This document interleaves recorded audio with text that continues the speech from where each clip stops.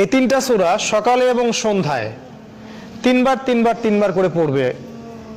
যদি সকালে পড়ে সন্ধ্যা পর্যন্ত যাবতীয় হঠাৎ বিপদ থেকে বেঁচে থাকবে। হঠাৎ বিপদ, ধাপাস করে কোনো বিপদে পড়বে না ইনশাআল্লাহ। আপনি খেয়াল করে দেখবেন, সব পরিবারে যাচ্ছে মাইক্রো নিয়ে বিয়ে খাইতে, ডেট, স্পট ডেট,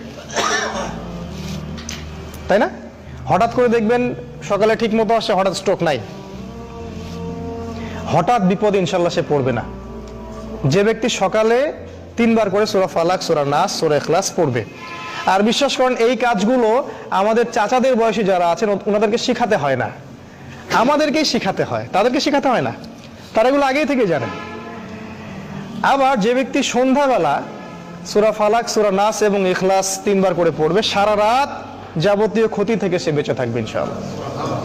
এই হলো একটা বড় ফজিলত। তাহলে আমরা ইনশাআল্লাহ আজকে থেকে, বরং এখন থেকেই